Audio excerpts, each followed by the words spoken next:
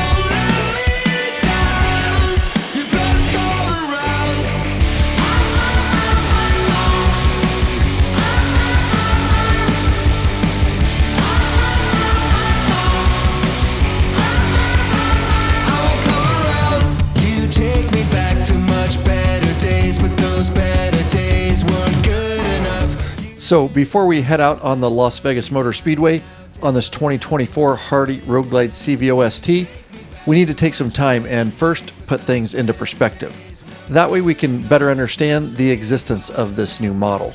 This new CVO ST is clearly inspired by the Mission King of the Bagger series that has been blowing up the motorcycle scene in recent years, making more riders wanting performance type baggers like this. Now, I was on the edge of my seat every race in 2023, and I know 2024 is going to be awesome.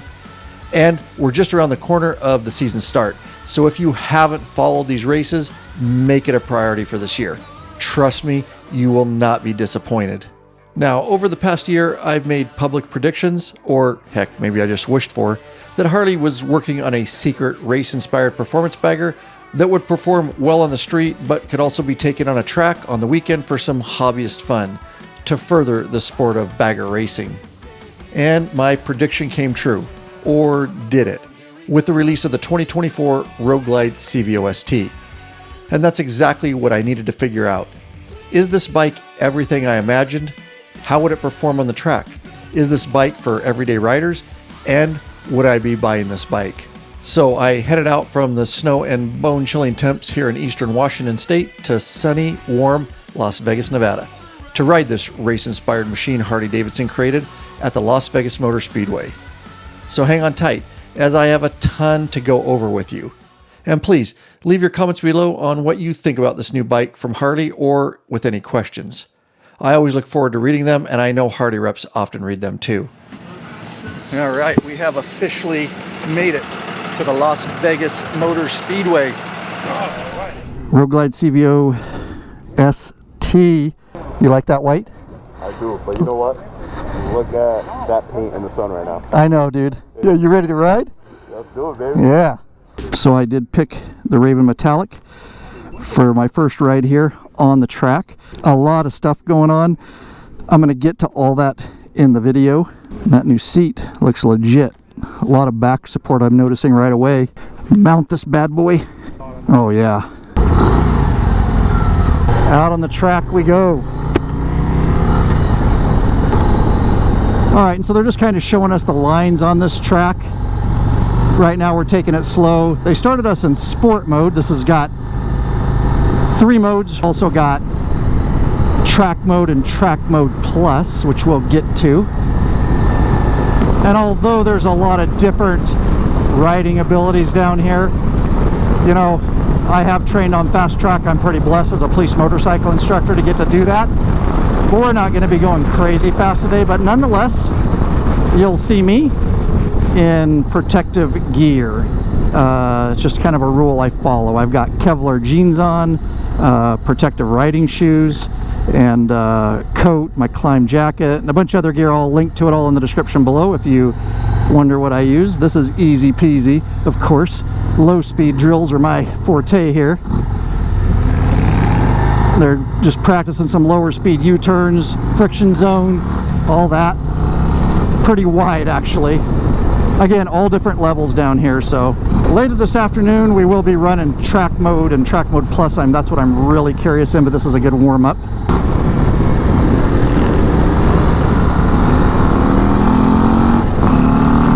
Oh yeah, feels good to be out here.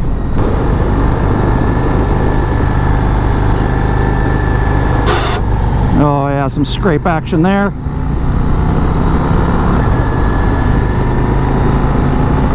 Gonna have to be aware of that, and right where my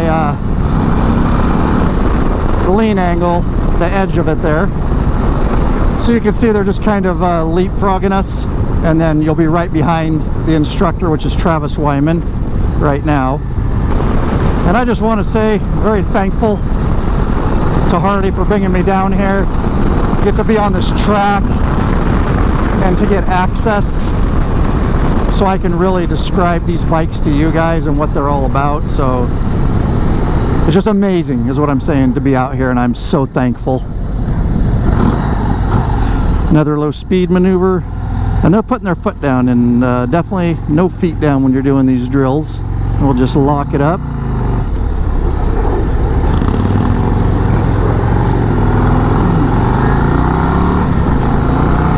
When we train low speed maneuvers, it's no to put your foot down just because it can get caught up and you can break it, and there's really no need to do that, but it just takes some time and training.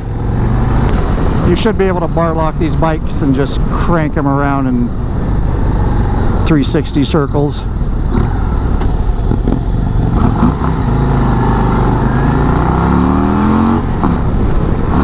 Well, it'll throw you back in your seat even in sport mode here.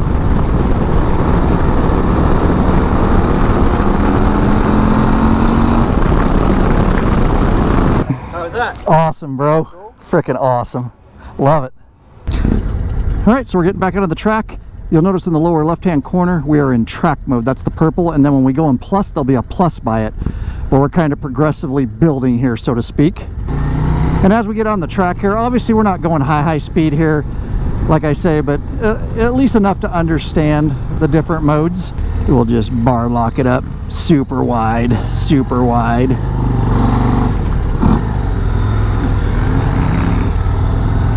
Oh yeah, bike feels good in the friction zone, solid. So when we're just in track mode, not track mode plus like this, essentially you're minimizing some of the rider safety features. And what I mean is you're basically, they're there, so drag, slip, torque control, ABS, cornering traction control. It's just giving you a little bit more before those kick in, so to speak. And so they made that as a safety feature for the public, obviously, that's out there on the road. And basically linked braking, what it means is you can grab a ton of rear if you're not comfortable trail braking with the front, and it's going to automatically trail brake for you and apply front. And so I'm just going to shift down aggressively up here, and we're going to test drag, slip, torque control in track mode. Yeah, you heard it there, it locked it up.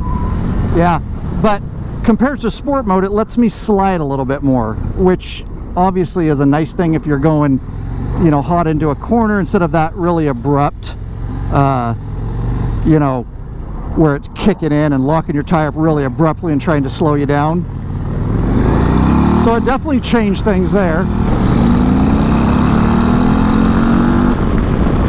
And this motor is a dream. It is so spunky, the power and torque.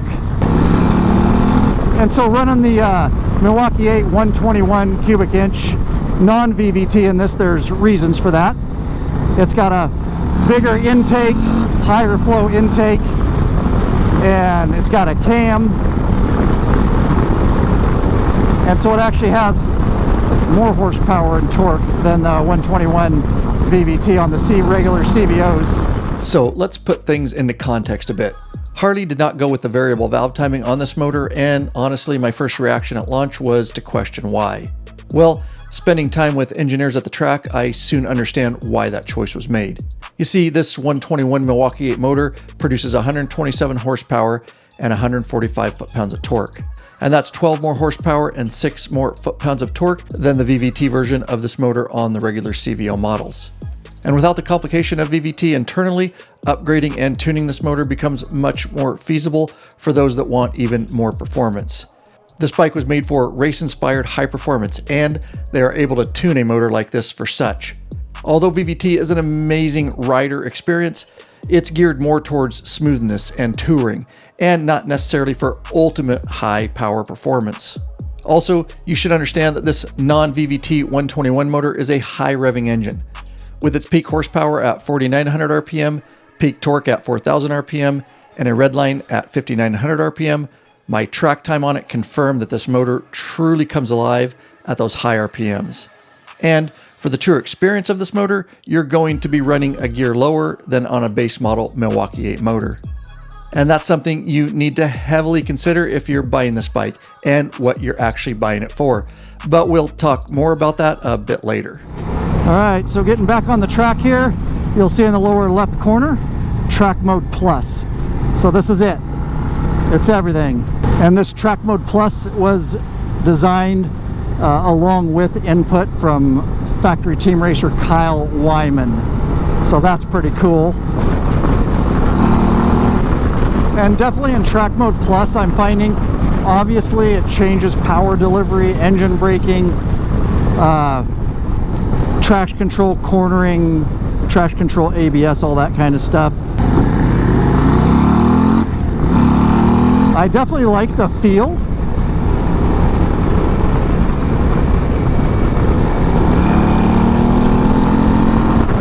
And we'll go ahead and test the drag slip torque control.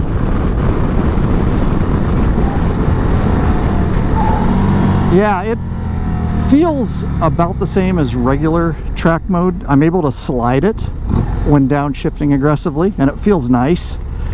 With Track Mode Plus, you lose all linked braking. So you still have ABS and, you know, cornering stuff, but not linked. So if you grab all rear, it's going to be all rear. It's not going to apply any front. So you want a trail brake. Obviously, you're going to have to do it 100%. And I can definitely, we'll hit the ABS.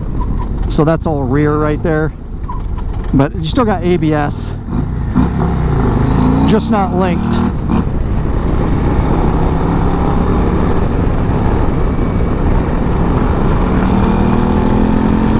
All I can say is you guys gotta just go test ride one of these things and feel it. I'm trying to relate it the best I can. But you hear that RPMs, it loves it up there. And so if I haven't mentioned, the bike fits me well. I'm 5'8". I really like the rider triangle, if you will. It is amazing. And remember I said this is a higher revving, it's gonna run at a higher RPM to be happy, and there is obviously feedback in the handlebars, which I want, and I definitely say it's the right amount. It's not too much, it's not enough. It's really, really well done, the thought that went into that. So this bike, I've been doing a lot of U-turns and stuff here out on the track, but it's balanced really nice. You can bar lock.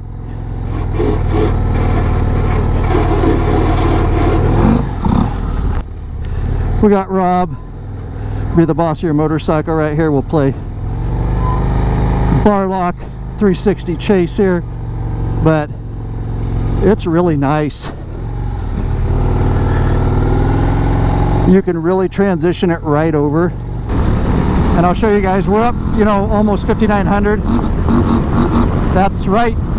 If we drop it, yeah, I'm lifting the front wheel off a little bit, so that is definitely, and so it let me slide a little bit there. Yeah. And aside from the motor on this bike, there are many other things that make it truly race inspired. It has Showa 47mm inverted front forks with 4.7 inches of travel, and a Showa rear shock with remote reservoirs and 3 inches of travel, which was upgraded from 2 inches on past standard models. Both front and rear suspension have fully adjustable preload, compression, and rebound dampening. And I'll tell you that the suspension felt great on this bike. And this motor coming with a high performance cam and high flow intake, along with water-cooled heads and a low-profile radiator. The bike comes with 2 wave-style 32mm rotors, which help dissipate heat and helps give the bike that race-inspired look. The rear has a single axial-mounted rear 32mm rotor, and all calipers are 4-piston. Most importantly is the front calipers are radial mounted, which offer superb performance. The braking I did on the track felt absolutely amazing. And you get all the rider safety enhancements available, as you can see on your screen. But like I already talked about, some of those are minimized during track and track plus modes. And I must say, for stock, the exhaust sounded really good, and I'm sure it's as loud as Harley is able to make it per federal regulations. It's got a 2-in-1-into-2 system with titanium mufflers and forged carbon fiber end caps. You get the same forged carbon fiber on the seat cowling, front fender, and the dash panel along the top of the tank. These components were purposely not painted so you could see the carbon fiber as to give it that race-inspired look. And this bike weighing in at 838 pounds in running order, which is the exact same as the non-CVO standard Road Glide per Harley specification sheets. And it's 24 pounds lighter than the non-ST CVO Road Glide. And even with the performance of this motor, it's estimated to get 44 miles per gallon on the highway. But I can tell you, we were definitely not getting that mileage on the track the way we were riding them. And with this bike, you get 33 degrees of right and 32 degrees of left lean angle. 1 more degree on each side than the regular models. The regular CVO Road Glide gets 32 degrees lean angle on both sides. To continue with the race-inspired look, the bike is coming with parts from the Switchback collection, to include the very nice looking mini floorboards and hand grips. The 7-spoke cast aluminum wheels are gloss black and designed to minimize mass and unsprung weight for enhanced performance. Looking close, you can see the red CVO ST lettering that looks just awesome. And I really like the feel of the handlebars on this bike with the 6-inch riser and the way they were adjusted. And along with the higher back of the solo seat, it pushed me forward a bit. It's a much more aggressive riding position, and I loved it. It definitely gives a bit more of a moto feel. Worth noting is there is no 2-up passenger seat currently available for this model, due to the remote reservoirs blocking any docking hardware. But I am informed that they are working on this. There are also no stock passenger pegs on the bike. And the bike is coming with the all-new and completely redesigned shark nose fairing, saddlebags, and it gets LED lighting all the way around. It's worth noting that this ST does not come with the following items that a regular CVO does: bag locks, saddlebag speakers, headset, motorcycle cover, home link, heated grips, and VVT as mentioned. And several of those items are for weight savings, and that just makes sense as this bike is race inspired. And you get Harley audio powered by Rockford Fosgate and 2 6.5-inch speakers in the dash. And you'll see they've also equipped the bike with the all-new digital dash and infotainment system running on Skyline OS. Understand there is a subscription fee for the system if you want embedded internal navigation, traffic, and weather updates. Now, I already released a preliminary video, which is a must-watch, going over the subscription fee and terms, Apple CarPlay, headset items, and much more on the system. And I'll pop a card on the screen and put a link in the description below. There is no Android Auto because Google does not support such for 2-wheel vehicles any longer. Otherwise, Harley certainly would have put it in the system. While in Las Vegas, I learned a ton of info from engineers in regards to the compatibility of the new Harley branded Cardo headsets, non-branded Cardo and Sena headsets, any reverse compatibility with the old boombox system, and the requirements and compatibility with this new system. I'll be putting out a very detailed video on that soon, so make sure you're subscribed and hit that bell icon so you're notified when I drop that video and many others.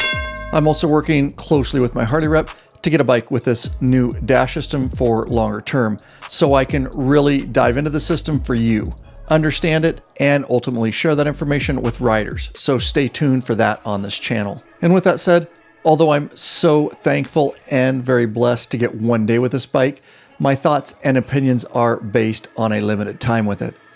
I'd need this bike for weeks to take it out and ride it in the real world and roads to really get to know it. So I'm relaying information and giving my opinions in this video based on the limited time I had with it. And as always on this channel, I will always give you an unbiased review and tell you the pros and cons. as I have yet to find the perfect bike for everything. All right, so one of the main things I wanted to talk about after really riding these CVO Road Glide STs and feeling them and learning about them, just know this bike is gonna be run really high RPM. It's an amazing bike. It's fun to look at. It's fun to ride. If you're gonna do long distance touring and you're gonna go cross country and thousands of miles, the ST, can it do it? Of course, absolutely. But a regular road glide or street glide probably will do it better for touring because it's not run at as high RPM. It's a calmer motor. It's still got tons of power, that 117 in those bikes, to pass and do heck, my 103 twin cam still has plenty. So it would be probably a less fatiguing ride and an overall more smooth experience on a regular road glide or street glide. And again, don't get the wrong idea. I'm not saying that you can't tour on one of these STs. Just take into consideration what kind of riding you're doing. More local, short distance, of course, for ripping, racing, carving canyons, the ST. I mean, it's a badass bike. And this just could be a complete want.